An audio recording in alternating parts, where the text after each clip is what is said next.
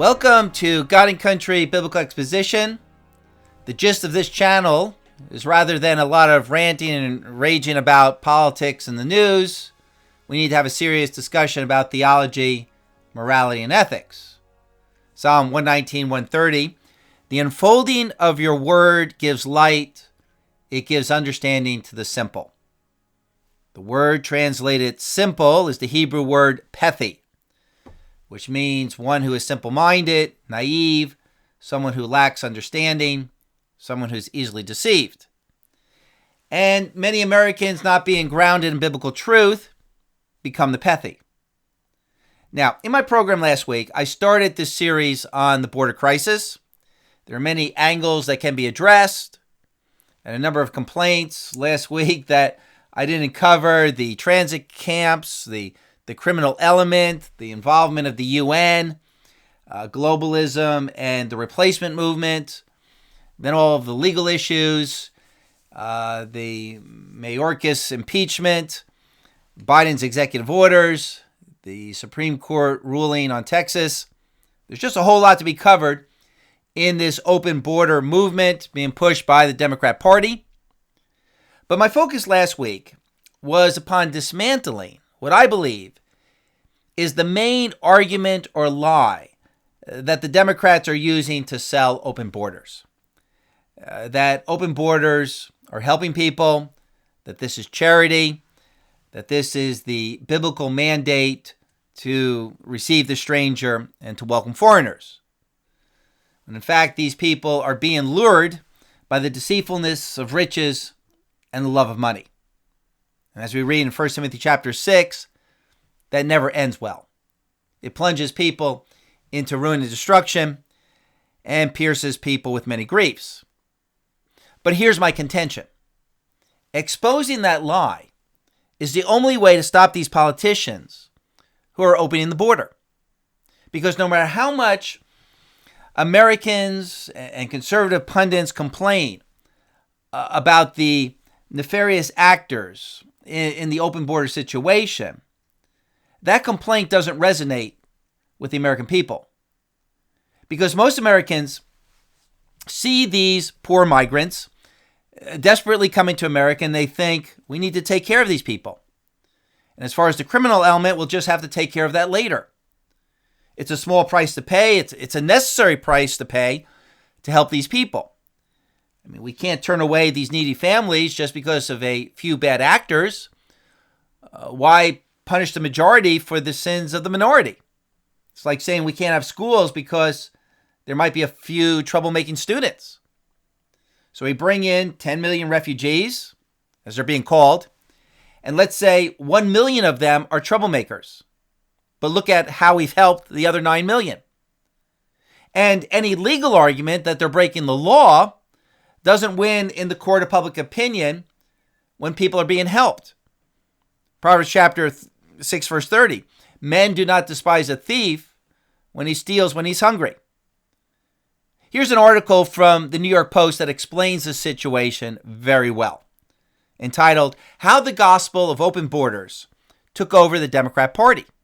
Quote, many commentators imagine the administration's weak border policies are about importing voters for the Democrats. Then the article goes on to explain that non-citizens don't vote, as of right now, so the Democrat Party doesn't get an immediate boost. Quote, the reason Biden's immigration people and the Democrats in Congress are unwilling to enforce immigration law is because they think it's wrong. They simply don't believe that the American people have the right to keep anyone out. They see immigration limits of any kind as just another version of Jim Crow, a way of discriminating against foreigners who are just seeking a better life. And anyway, America is an illegitimate settler colony regime founded by slaveholders and Indian killers, so who are we to tell other people they can't move here if they want? The Department of Homeland Security has spelled this out in one of the memos explaining its anti-enforcement policies, which is justified as a means of advancing equity, civil rights, and racial justice and equal opportunity, and advancing equity for all, including people of color and others who have been historically underserved, marginalized, and adversely affected by persistent poverty and inequality. Immigration enforcement is immoral, don't you see?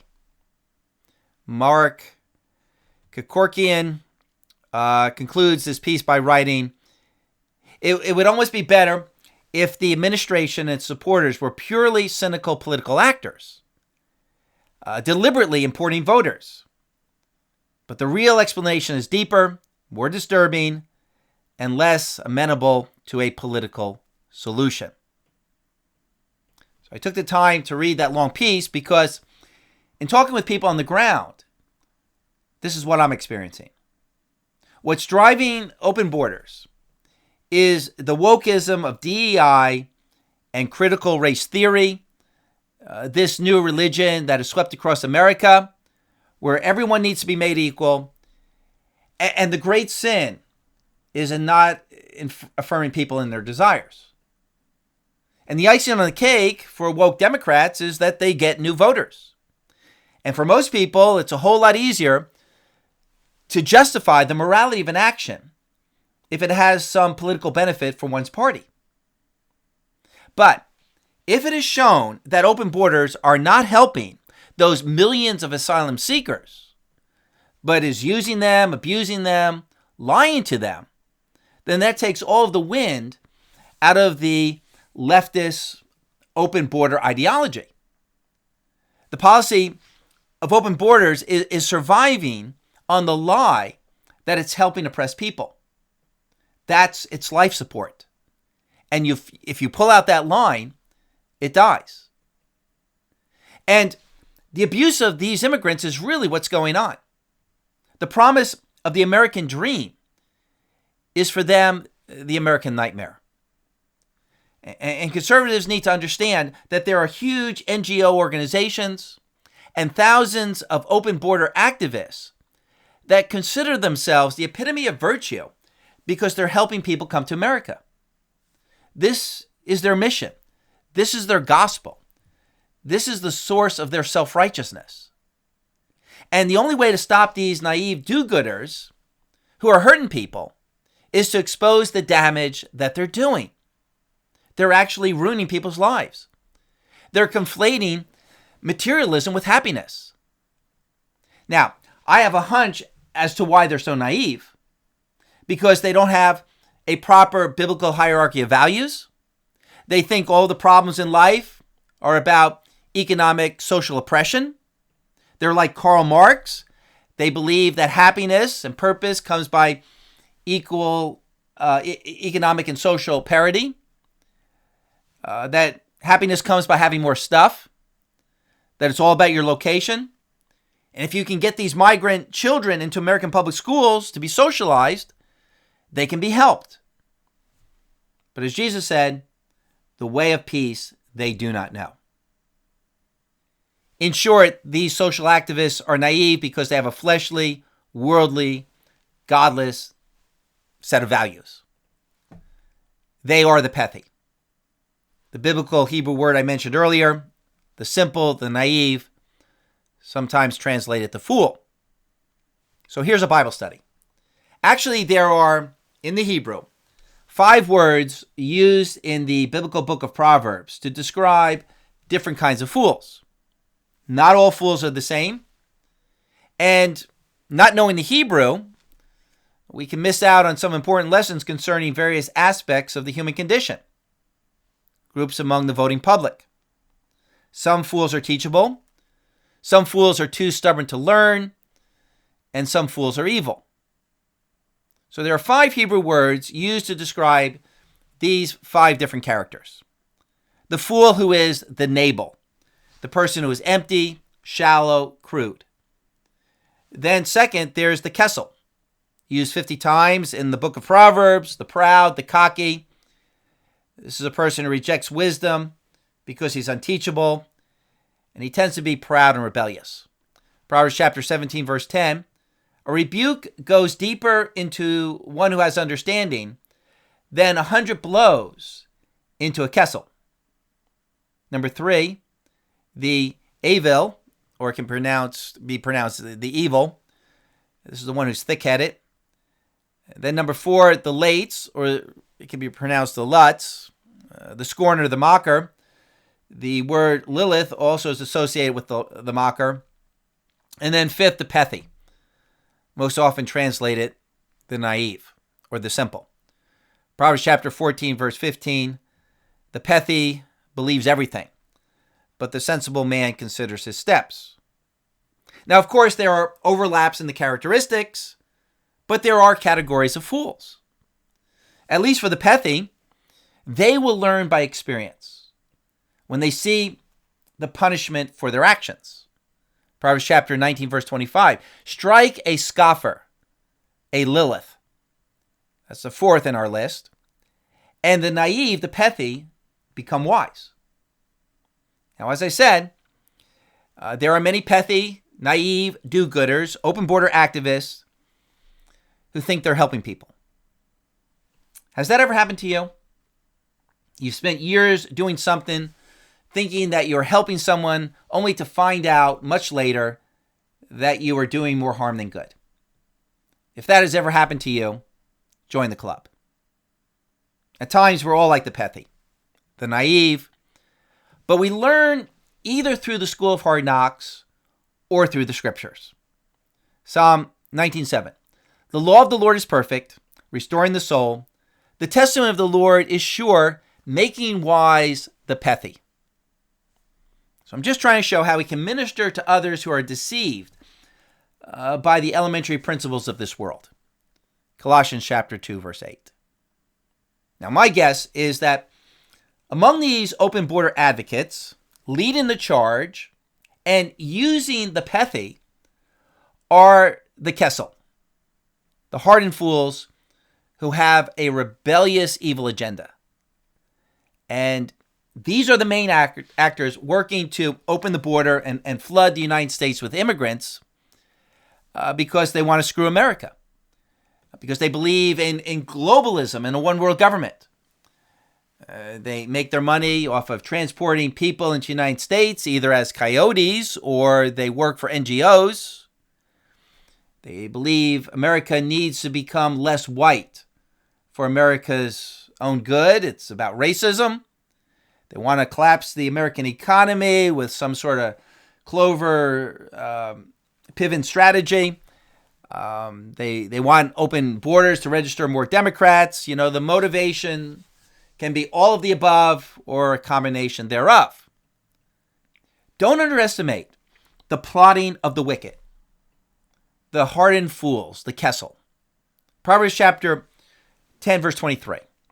Doing wickedness is sport for the Kesil, the fool. Proverbs chapter 10, verse 8. The fool, the Kesil, has lying lips and conceals his true motive of hatred. Proverbs 17:12.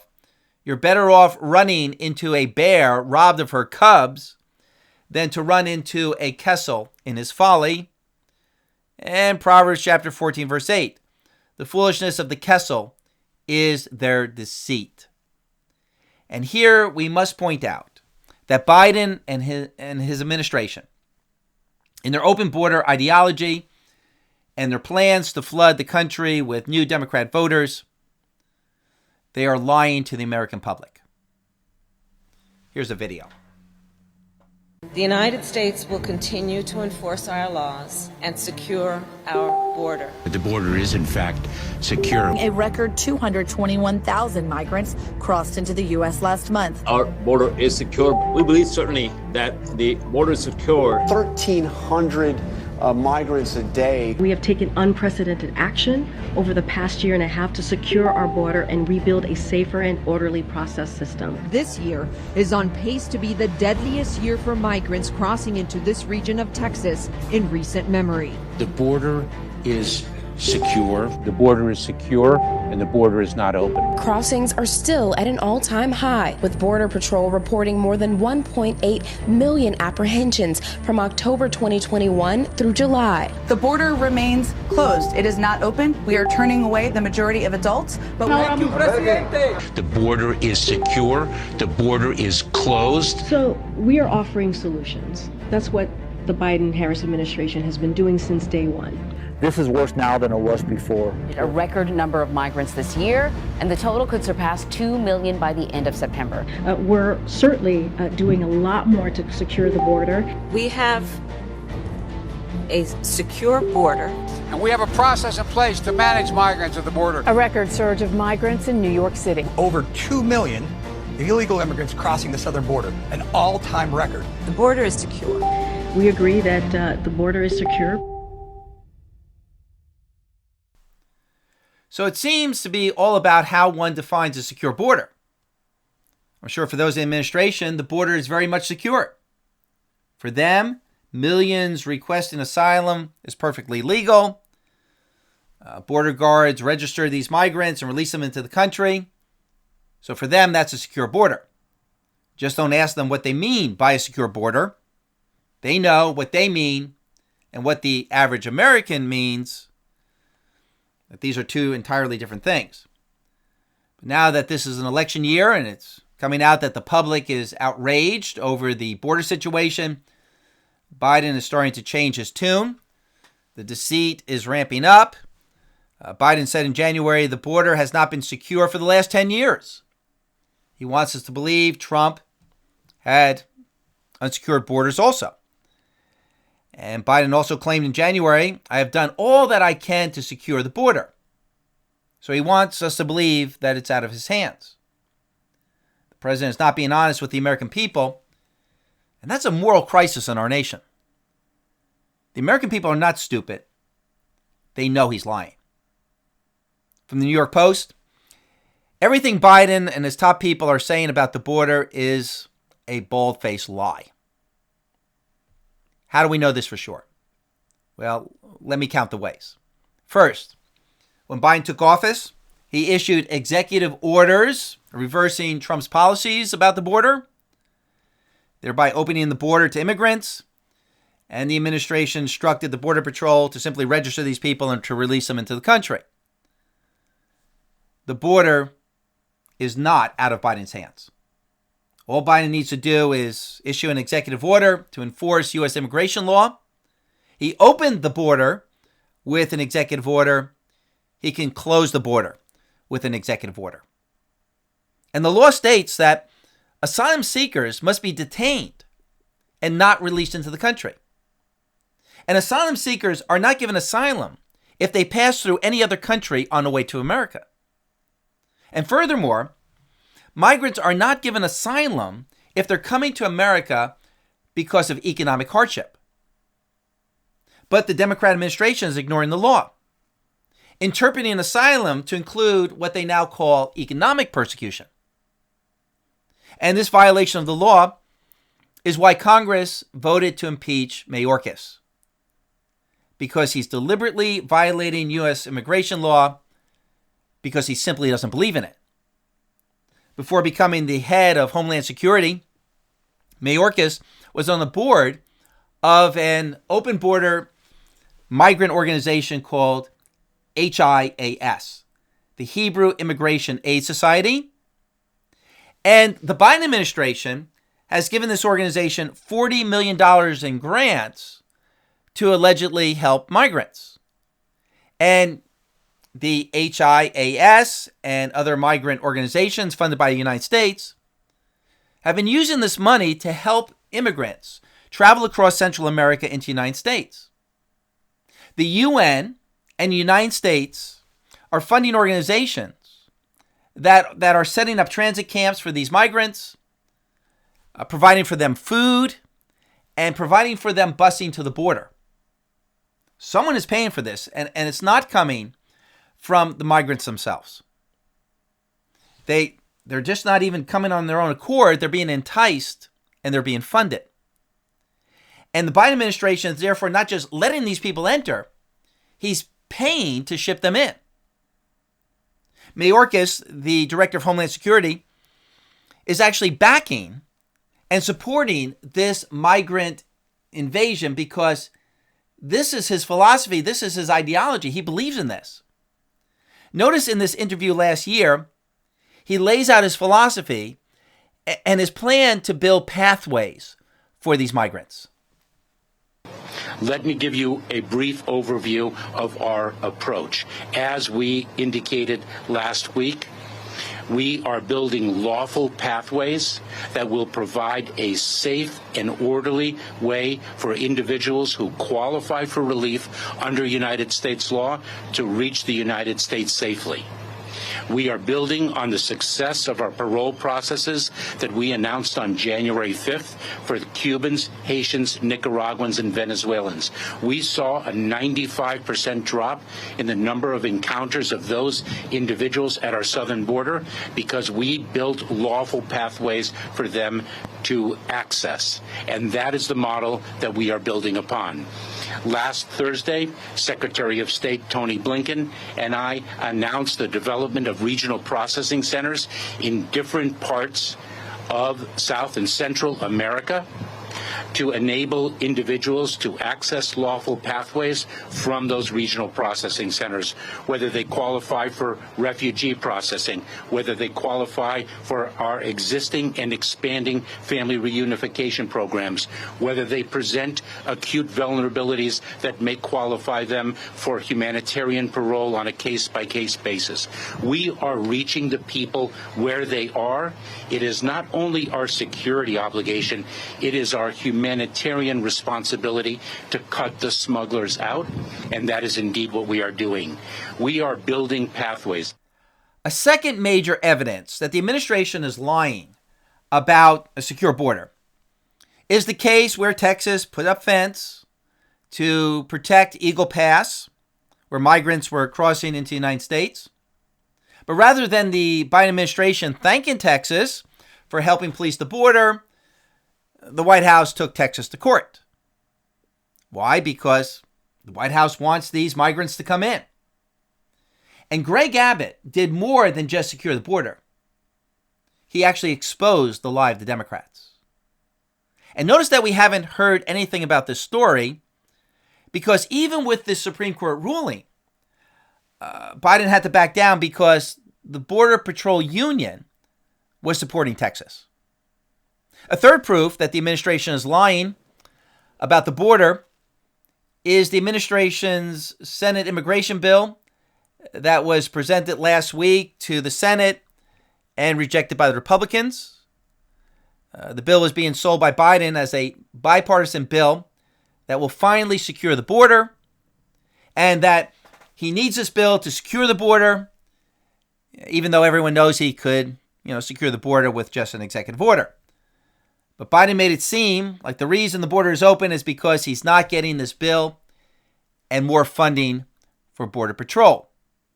Here is Biden. Folks, we're making real progress. One of the most important issues we're facing, security at the border. The first bill I introduced was for a massive change in security at our border. 2 months ago, my team began to work with a bipartisan group of senators to put together the toughest, smartest, fairest border security bill in history, the best one the nation's ever seen. It would finally provide the funding I requested early on and again in October to secure our borders. It includes an additional 1,300 border patrols. We need more agents on the border. 375 immigration judges to judge whether or not someone can come or not come and be fair about it. 1,600 asylum officers, and over 100 cutting-edge inspection machines to help detect and stop fentanyl coming on our southwest border. It would also give me, as president, the emergency authority to shut down the border until it could get back under control. If that bill were the law today, I'd shut down the border right now and fix it quickly. So what was in this bill? Nothing but more money to hire Border Patrol, not to keep people out, but to help process more people wanting to get in. More judges, more caseworkers to quickly process asylum claims, more temporary work visas. The bill was not about securing the border. It was about welcoming in more immigrants. There's not a word in this bill about fixing the border problem by turning back those who are seeking asylum for economic reasons, which is a necessary, proper clarification concerning asylum law. And there was also this ridiculous provision in the bill that the border could be shut down if more than 5,000 immigrants show up on one day. Not 500, not 1,000, but 5,000. How is America supposed to take care of 5,000 homeless migrants every day? Let's see, 5,000 times 365. That's allowing for 2 million asylum seekers per year. And that provision was put forth as the real border security teeth of the bill. But if the border gets inundated with a caravan in one day, all a migrant has to do is wait till the next day. And by signing such a bill, Congress would be tacitly legalizing 5,000 immigrants entering the country every day. It's kind of like marijuana laws. If a legislature passes a law that forbids the arrest of people who possess less than 6 ounces of marijuana, guess what? Having less than 6 ounces of marijuana actually becomes legal. This bill makes legal 5,000 illegal immigrants every day.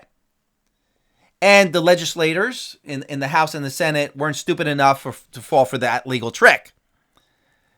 But now that the bill is rejected, the talking points of Biden and the media is that Trump was the one who sabotaged the bill. Just blame it on Trump. They're claiming that Trump was calling congressional Republicans to vote against the bill because Trump doesn't want the border fixed. He wants to keep the issue going for his campaign. The Republican Speaker of the House, Mike Johnson, said that's not true. Trump is not calling shots on the border deal. The Republicans are rejecting the bill because it's a sham. But regardless, now that Biden and Democrats have put forth this sham border security bill, they're now claiming that the border crisis is the fault of the Republicans for not passing the bill. The border is open because of the Republicans, because they won't give the president the money he needs to secure the border. It's a blatant lie, but the Democrats need some talking point to blame the Republicans for the immigration crisis. Besides, few people will ever read the bill. Here's the president making this claim. The result of all this hard work is a bipartisan agreement that represents the most fair, humane reforms in our immigration system in a long time, and the toughest set of reforms to secure the border ever. Now, all indications are this bill won't even move forward to the Senate floor. Why? A simple reason: Donald Trump. Because Donald Trump thinks it's bad for him politically. Therefore, he doesn't, even though it helps the country, he's not for it. He'd rather weaponize this issue than actually solve it. Republicans have to decide. For years, they said they want to secure the border.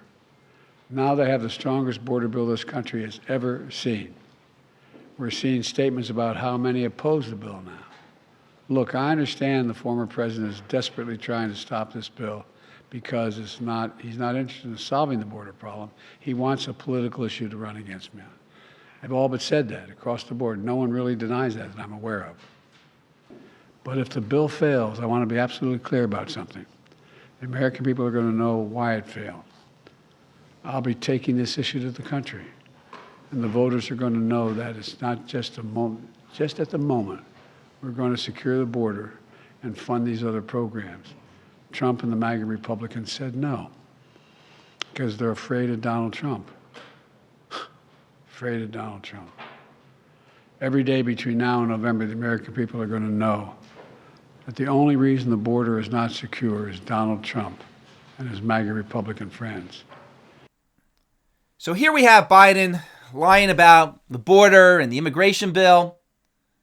I know what the Justice Department has said about Biden last week, that he's a senile old man who's not competent to stand trial for stealing confidential government documents. Maybe in regard to the border crisis, this is also senility, but he can still give a speech. He can still answer some questions. It's pretty evident that he's playing a political game. He knows he's not telling the truth. And it's kind of obvious that the Democrats have plotted this out in back rooms. They have developed a campaign strategy to deal with illegal immigration that has outraged the public. They have conspired to blame Republicans, and they've created this fake bill to do it.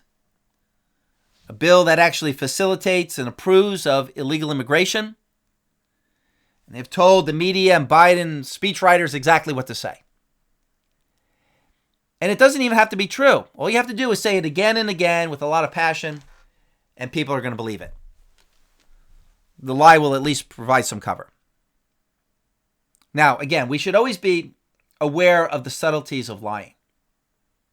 These people are not telling themselves that they're lying. For them, this is like military strategy, deceiving your enemy for the cause of the war. As far as they're concerned, letting immigrants in is securing the border. They don't think they're lying. They believe they're helping the American people do the right thing by opening the border. They're helping their party. They're building their voter base. And of course, they don't want Republicans and independents to know the truth. The ends justify the means. It's okay to lie if you're helping people. This isn't lying. This is political strategy. So in the real world, evil never thinks it's evil. Ideological objectives blind the moral and the rational mind. 1 Timothy chapter 4, verse 2. By means of the hypocrisy of liars, seared in their own conscience as with a branding iron. But no matter how much personal deception there is, no matter how much of a spin they can put on the lying, it's just as much a lie in the sight of God. Revelation 21:8, all liars, their part will be in the lake that burns with fire and brimstone, which is the second death. And Revelation 22:15, outside the kingdom of God is everyone who loves and practices lying. So what we're seeing in all this, what God is parading before us, it's just another example of what we read all the time in Scripture about the lying and the plotting of the wicked. Psalm 64. They hold fast to themselves an evil purpose. They talk of laying snares secretly. They say, who can see them? They devise injustice, saying, we are ready with a well-conceived plot, for the inward thoughts and the heart of man are deep. Now, it's easy to be discouraged by this, but let's remember God is on his throne, and God always judges these people. Their plans are thwarted, and in the end, they're destroyed. Psalm 64 goes on to read, but God will shoot at them with an arrow. Suddenly they will be wounded. So they will make him stumble. Their own tongues is against them. All who see them will shake their head. And people are beginning to shake their head. It's already looking like this president and this administration will end in shame and disgrace for all of the pain and the hurt their policies have caused in the world, all the death and the tragedy in Afghanistan, the push for transgenderism in our schools, our proxy war with Russia and Ukraine, the administration funding Iran and contributing to Hamas's war on Israel, and the enticing of immigrants to come into America. And this week, Hunter Biden's business partner testified before Congress for 8 hours, explaining that President Biden was the big guy who was receiving a cut from foreign bribe money going through Hunter and the president's brother. And they all knew that Joe Biden had plausible deniability. He could always say he didn't know. He wasn't involved. Remember, Secretary of Defense Robert Gates wrote in his memoirs, Joe Biden has been wrong about every major foreign policy decision over the last 40 years. And why is that? Because his worldview is not scriptural, but humanistic and pragmatic. And that is one of the big lessons we can take away from this border crisis. Next week, I'll have one more program about illegal immigration, particularly the judgment of God and the providence of God in America having open borders. Keep standing firm in the truth. Subscribe, like, share, leave a comment below. And may Jesus Christ reign.